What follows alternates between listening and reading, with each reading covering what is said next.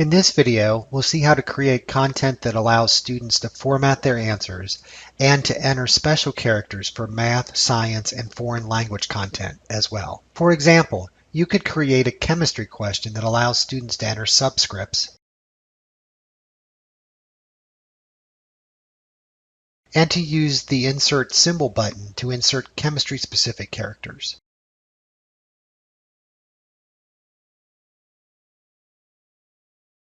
The system will then automatically grade these entries. This also works for foreign language content. Students can enter special characters with the symbol palette, and their answers are automatically graded as well.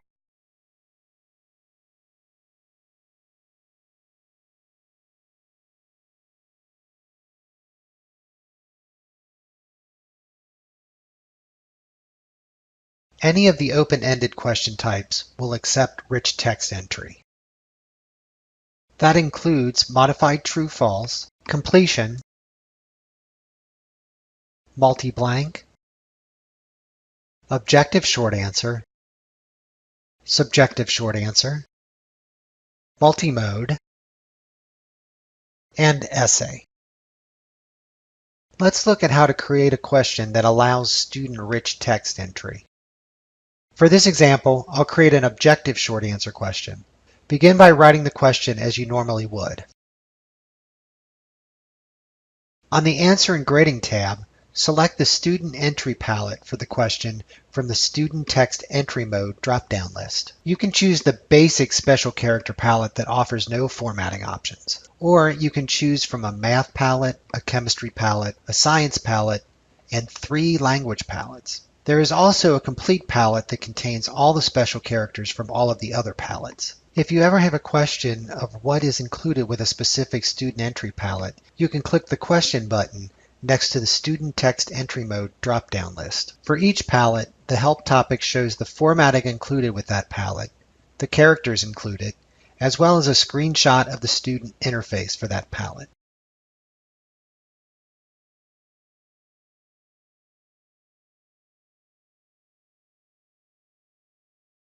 I'll type the answer using the subscript button as needed.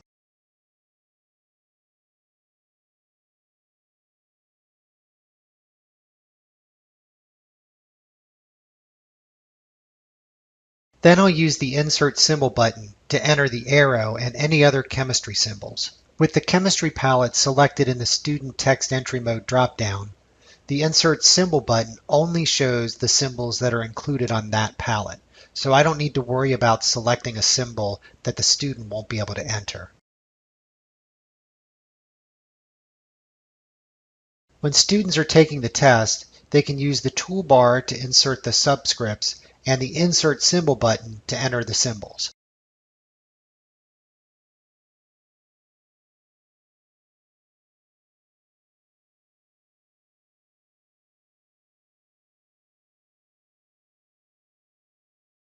And with the exception of subjective short answer and essay questions, the system will automatically grade the question.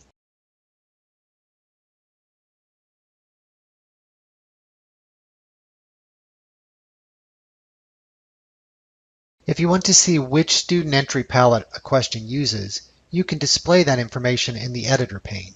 Click the Display Question Information button. In the Question Display Options dialog, select Student Entry Mode and click OK. The palette used is displayed under the open-ended questions. You can also change the default palette used for new questions created in a particular set or test. For example, if the question set you're working in is for a chemistry textbook, you can configure the set so new questions in that set use the chemistry palette by default. To do that, select the Edit menu and then select Styles. On the General tab, select a palette from the default Student Entry Mode list. In this example, I'll select the Chemistry palette and click OK. Now I'll create a new objective short answer question. On the Answer and Grading tab, you'll see that the Chemistry palette is already selected for me. The Styles setting only affects new questions created in the question set or test. It doesn't affect the palettes selected for existing questions.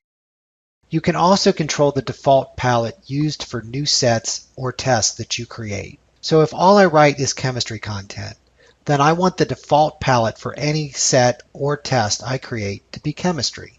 To do that, click the Styles tab in your user profile. Then select a palette from the default student entry mode list.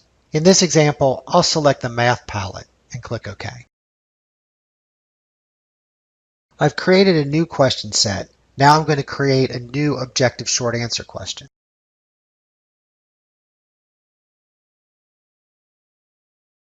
The Math palette is automatically selected in this new set. The profile settings only affect new sets and tests that I create, not existing sets before I change the settings. So now you should be ready to write questions that accept rich text entry.